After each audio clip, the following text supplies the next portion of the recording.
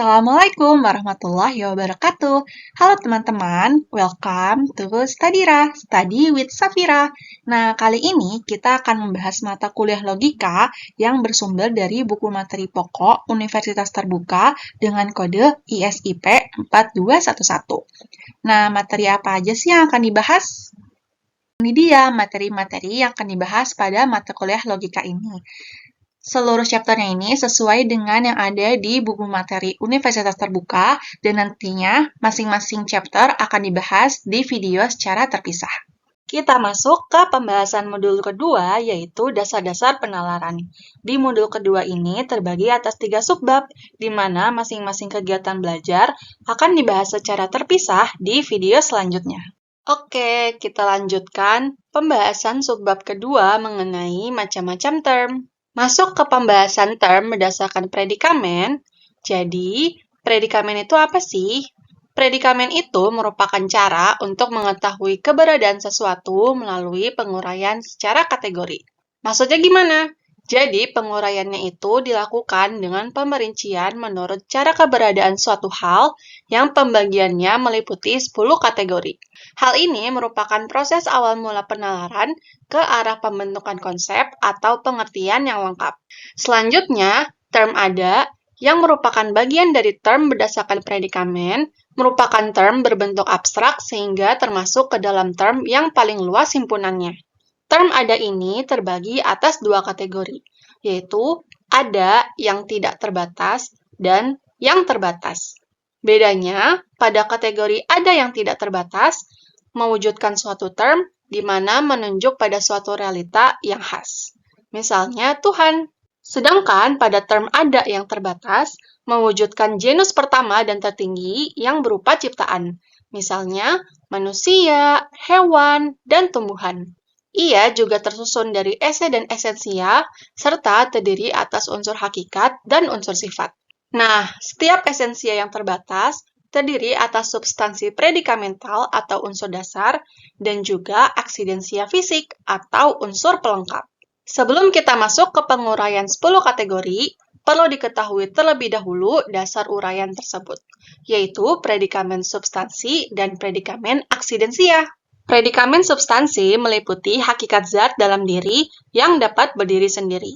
Sedangkan predikamen aksidensia merupakan bagian dari zat sebagai pemberi bentuk yang tidak dapat berdiri sendiri. Oke, kita langsung masuk aja ke penguraian 10 kategori, di mana satu kategorinya merupakan predikamen substansi dan 9 kategori lainnya merupakan predikamen aksidensia. Predikamen substansi terdiri atas satu zat, yaitu kategori substansi. Substansi ini merupakan hakikat yang terdapat di dalam diri sendiri sebagai pendukung sifat-sifat, misalnya manusia, tumbuhan, dan juga hewan. Nah, selanjutnya pada predikamen aksidensia terdapat 9 kategori, yaitu kuantitas, kualitas, aksi, pasi, relasi, ruang, waktu, posisi, dan keadaan. Kita bedah satu-satu. Yang pertama, ada kategori kuantitas yang merupakan besaran dari suatu hal yang memiliki kapasitas, misalnya besar, kecil, panjang, dan lebar. Kedua, ada kualitas yang merupakan sifat perwujudan sebagai ciri khas suatu hal, seperti baik dan buruk. Ketiga, ada aksi, di mana aksi ini merupakan suatu hal yang dapat mempengaruhi sesuatu, bisa berupa perbuatan juga, misalnya mengajar. Keempat, ada pasi yang merupakan akibat setelah dipengaruhi oleh sesuatu, misalnya bencana alam, ancaman, dan sebagainya. Kelima, ada relasi, yaitu suatu hubungan dengan berbagai hal, misalnya hubungan antara guru dengan muridnya, sebagian warga komplek, dan sebagainya. Keenam, ada ruang, yaitu tempat menyertai perwujudan di mana sesuatu itu ada, misalnya ruang terbuka. Ketujuh, ada waktu yang merupakan tempo yang menyertai kapan sesuatu itu ada, misalnya lusa, saat ini, tahun depan, minggu lalu. Yang kedelapan, ada posisi, yaitu situasi di mana berada dalam suatu tempat tertentu, misalnya berbaris. Dan yang terakhir ialah keadaan, yaitu kepunyaan khusus yang menyertai kedudukan, misalnya sehat walafiat, berbahagia, dan lain sebagainya. Selanjutnya, masuk ke pembahasan terakhir pada subbab ini, yaitu mengenai term berdasarkan predicable. Predicable sendiri merupakan cara menerangkan sesuatu di mana term ditinjau berdasarkan cara menjelaskan atau menerangkannya. Contohnya, Aristoteles manusia, Aristoteles hewan, Aristoteles berakal. Nah, contoh-contoh predikamen di atas menunjukkan bahwa masing-masing predikamen tidak sama nilainya. Meskipun ketiganya merupakan predikamen substansi, yaitu manusia, hewan, dan berakal, yang menunjukkan beradanya term Aristoteles, masing-masing predikamen ini dapat dinyatakan berbeda menurut cara menjelaskannya. Cara menjelaskan sesuatu yang baik, pada dasarnya harus mengetahui 5 kelompok term sebagai predicable. Predicable digunakan dalam memahami term yang masuk ke kelompok hakikat dan kelompok sifat, yang ditinjau berdasarkan gimana caranya dalam menjelaskan sesuatu. Predicable pada term dibedakan menjadi 5 bagian, di mana 2 bagiannya itu mengenai zat, yaitu genus dan spesies, dan 3 lainnya mengenai sifat, yaitu diferensia, proprium, dan aksiden. Kita bedah satu persatu. Yang pertama, genus, yaitu himpunan golongan yang menunjukkan hakikat berbeda bentuk, tapi disatukan oleh persamaan sifat. Misalnya, term universitas. Dalam term universitas ini, terhimpun golongan mahasiswa, dekan, kepala program studi, dosen, tenaga kependidikan, dan lainnya.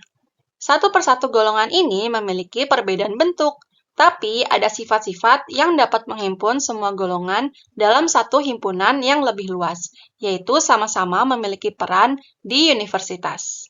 Kedua, ada spesies, yaitu himpunan sesuatu hal yang menunjukkan hakikat bersamaan bentuk dan sifat sehingga dapat memisahkannya dari golongan lainnya, misalnya term mahasiswa. Nah, setiap individu dalam golongan mahasiswa memperlihatkan persamaan perannya, sedangkan persamaan sifat yang memisahkan dari golongan yang lain adalah sifat pembelajar yang dimiliki oleh golongan mahasiswa tersebut. Ketiga, ada diferensia, yaitu sifat pembeda, di mana menunjukkan hakikat suatu golongan sehingga terwujud kelompok diri. Nah, diferensia ini melengkapi genus agar lengkap dan juga utuh. Contohnya, term berakal yang diperuntukkan bagi manusia. Nah, yang keempat ada proprium, yaitu sifat khusus yang melekat pada hakikat sesuatu sehingga dimiliki oleh seluruh anggota golongan. Sifat khusus ini yang menjadi kelanjutan dari sifat pembeda. Proprium secara langsung berasal dan sebagai akibat dari hakikat suatu benda. Hubungan antara hakikat sesuatu benda dan sifat khususnya merupakan hubungan mutlak yang tidak dapat diingkari. Misalnya, kalimat manusia merupakan makhluk sosial. Kelima, ada aksiden, yaitu sifat kebetulan yang dapat ada dan tiada. Nah, sifat kebetulan ini tidak berhubungan langsung dengan hakikat, sehingga tidak dimiliki oleh seluruh anggota golongan. Misalnya, berambut pirang, pintar, dan tinggi pada manusia. Nah, tadi kan udah dibahas dan dirincikan term-term berdasarkan predicable. Sekarang, aku mau memberikan tips untuk teman-teman agar lebih mudah dalam menganalisis suatu term beserta jenis predicable-nya. Jadi, dalam menjelaskan sesuatu, apa yang dijelaskan dapat diposisikan sebagai spesies, lalu dicari hubungan genus dan diferensianya.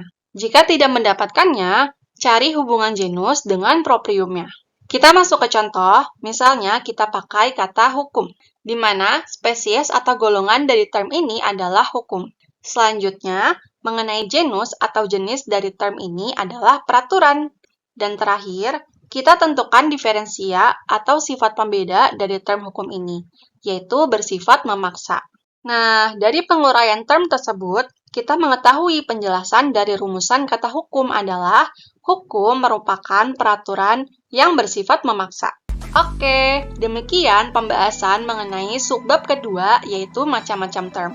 Untuk subbab ketiga akan dibahas di video selanjutnya ya. Bagi teman-teman yang ingin review materi, aku sediakan latihan soal gratis yang bisa teman-teman akses di description box di bawah video ini. Semangat terus untuk menambah wawasannya. See you on the next video. Wassalamualaikum warahmatullahi wabarakatuh.